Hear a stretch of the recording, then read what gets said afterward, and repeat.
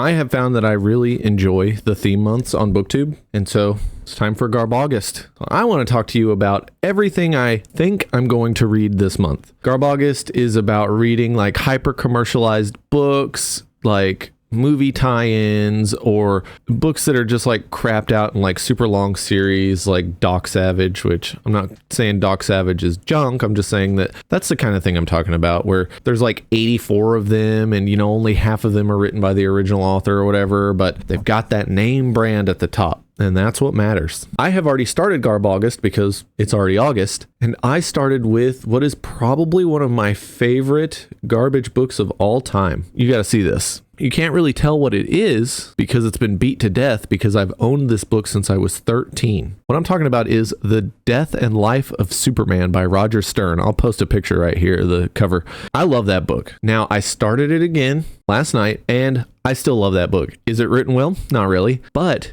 it's competently written and it is fun. Like, that's what matters. That's what Garbaugust is about. We are reading stuff to have fun. These are the kind of things that are just like the candy of books, where when other people see you reading them, you're like, oh, I read real books too, I promise. We're enjoying the garbage this month. So I'm starting off with my favorite garbage, The Death and Life of Superman. I'm like 55 pages into it, and it has essentially only been exposition. It has been setting up different characters so we know who they are for the other 350 pages or however much it is. It's a short book, a lot shorter than I remember. When I read it when I was 13, I was like, wow, this is a very big book, but no, it's like 400 pages, something like that. I seriously think that the first 80 or 90 pages is going to be exposition. I don't even know if he's going to be fighting Doomsday yet, but it doesn't matter because I'm having a ton of fun. It's really interesting because I have not read it since I was 13, and that was a very long time ago. And looking at it now, like with an adult's critical eye, especially after reading as many books about writing as I have read, I'm like, that word needs to go. That word needs to go. That sentence should be restructured. This paragraph should be restructured. Oh wait, this chapter should be restructured. It's not like I'm a professional editor or anything. It's just even my novice ass recognizes that some of these things should have been changed. It's still a good book. I'm not disparaging Roger Stern at all. I really love the book in spite of its heavily commercialized flaws. Let's get into other stuff that I am going to be reading this month. I'm going to be doing audio for a fair bit of things, so I got to look up what I'm actually going to be listening to. One of them is The Crimson Talisman by Adrian Cole. That is the first book in an Eberron series, which Eberron is a campaign setting for Dungeons and Dragons, and it's my favorite campaign setting. It's like steampunk, but replace steam with magic. I guess magic punk. I don't know.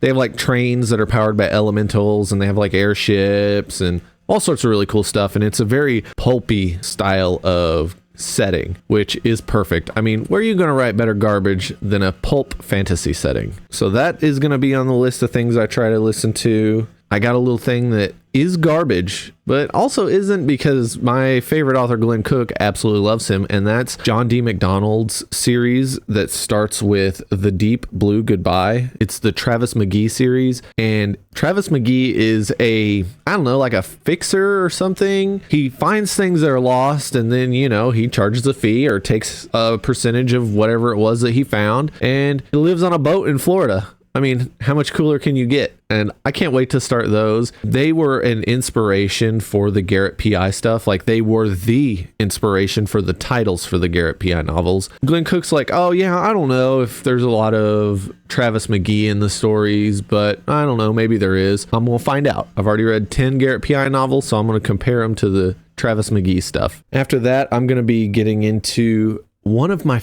other favorite campaign settings, which is Pathfinder's setting for their tabletop RPG, and they have a run of books called Pathfinder Tales. There's like 31 of them or something, and they actually have a new one coming out later this year, and I am very excited about that. It'll be the first one in hardcover, and they haven't had a novel published in over a decade, so that's really hyped. The one I'm going to be reading is like number 9 or number 10 in the run of publication order, and it's called Called to Darkness by Richard Lee Byers. Daughters. And that one is about a barbarian woman whose tribe is betrayed by a giant and they're all killed and she's the only one left and she's out for revenge, and she kind of has to go into these deep mysterious caverns and fight her way through to get her revenge. And I'm like, all right, sold. Revenge story, a badass barbarian fighting giants in one of my favorite fantasy settings. All right, let's go. I might do some more of those. They're like super short, especially on audio. It's something that I can listen to in a day. If I listen to one every day that I'm able to this month, I could read a lot of them, like 12 of them. But I don't know if I'm going to read 12 Pathfinder adventure books.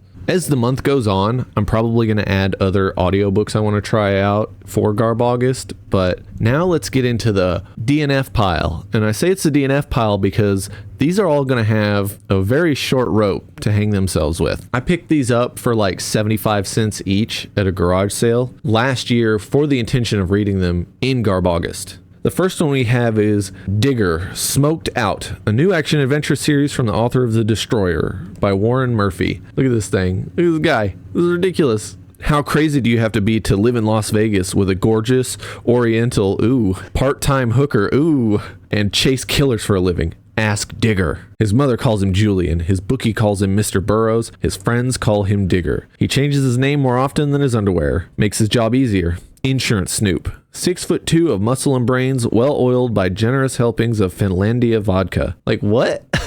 I read like the first couple pages of this, and it was literally just him jabbering back and forth with his bookie or something, and they're just like running their mouth, and then he's like, I got benched in high school and we lost 131 to nothing, all because of that stupid science teacher that wouldn't grade the athletes' tests on a curve. And I'm like, bro, if you're too dumb to pass, like, you got what you deserved. Why is he rambling about this in what I assume is his late 30s? You don't see me complaining about the events that I had to deal with in high school. I think that's going to be ridiculous. And these books are all really short, but man, these paperbacks are hard to read. I don't know if it's my eyes. Well, actually, I do know it's my eyes. I've got a very messed up left eye, so it makes reading difficult. And I'm getting to the point now I got to read without my glasses. And I don't know, maybe I'm just getting old. The next one I talked about, The Survivalist, Total War by Jerry Allern. And this one, I don't know, we got a former CIA guy who's been obsessed with prepping for surviving the end of the world to the point that his wife left him, and so now he's trying to rescue his wife and his kids, who probably should have been with him if he wasn't so obsessed with the world ending. So that'll be interesting. Now, I don't have the first one in the series. I've actually got one of the late ones. And this is Don Pendleton's Mac Bolan, Appointment in Kabul. And so, this is like peak 1980s. We've got Mac Bolan, the executioner, rolling into Afghanistan to help the Mujahideen fight communists. And there is literally a baby-eating communist in here. Like, the bad guy is a Soviet cannibal, and he has found a weapon to annihilate the populace, a chemical called Devil's Rain. With intel supplied by a CIA spook, Mac Bolan leads a unit of the feared Mujahideen, the Holy Warriors of Islam, in a campaign to stop an atrocity that will kill millions. I can't wait to see how terrible the stereotypes are in here. That'll be wild. Also, it's Don Pendleton's Mac Bolan, which means he didn't write it. Yeah, and I assume here it is. Special thanks and acknowledgement to Stephen Mertz for his contributions to the book. Why doesn't he just say, hey, special thanks, bro, you wrote the book for me. I hope you enjoyed your small check while I cashed my big check. But yeah, this will be fun.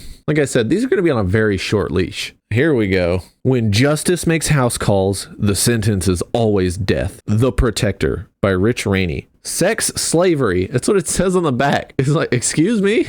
Alex D'Artagnan is the Protector, coiled and ready to spring, just like his Scorpion M61. Why is he using a crappy Soviet, machine pistol? I love how on the cover, he's holding, that little Scorpion, subgun, and it's got this giant can on it, a suppressor that's just, one mag dump out of that thing, it's going to be hot enough to melt glass. That's funny. No job is too lethal for Alex and his hard-hitting death machine, aka ICE, Inner Court Executions. ICE is the Protectors, it's in caps. Covert Vigilante Task Force, dedicated to guarding the public from anarchy in the streets. D'Artagnan's men had to be harder, meaner, deadlier. They were the ultimate weapon, an elite Death Express. we'll see how this goes. I don't know if I'm going to be making it through any of these, but I will do my best. And last but not least, Carl Stevens' Dagger, the Centaur Conspiracy. Welcome to the war, Dagger's War. Dagger is Christian Dagger, who, despite his youth, is already a veteran war correspondent. His Mexican vacation has just been transformed into a living nightmare of butchery, and his explosive reaction to the carnage leads him straight into a worldwide conspiracy of killers. He launches a one-man assault against those who killed his wife-to-be. There will be no pause until her death is righteously avenged. Speaking of stereotypes, I wonder if this is going to have any Mexican stereotypes. They wouldn't possibly put something like that in a garbage book that was written in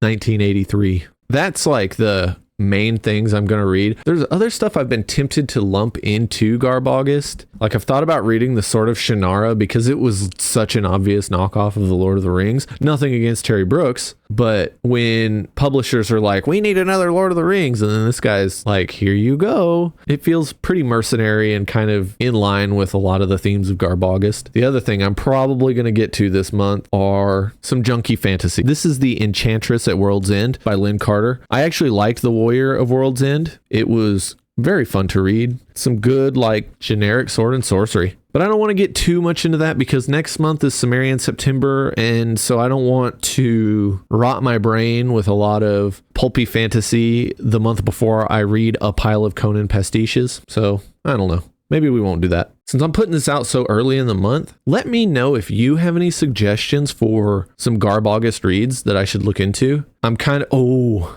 I just found one. While I was talking. I just glanced over and saw it. Speaking of mercenary and garbage, we've got Gary Gygax's Dangerous Journeys, the Anubis Murders. So that's for Gary Gygax's Mythos setting, and the Mythos setting was what he created after he got fired / quit or whatever, all the drama with TSR and D&D. And Mythos was his setting that was like based on the real world, but there's magic and all that. And when he was trying to make the game system, TSR was suing the company that was publishing it into the ground. And in order to kind of make ends meet, Gygax started writing novels, and he's not really known as like a good novelist. So I've been meaning to read the Anubis Murders for a very long time, but it's another one of those that will have a super short leash. And I'm going to do an update on this about halfway through the month and kind of see where we're at. It'll be exciting. If any of the books are actually good, like legitimately good, I'll do a review for them. Like if something like Dagger or Digger or whoever the hell's over there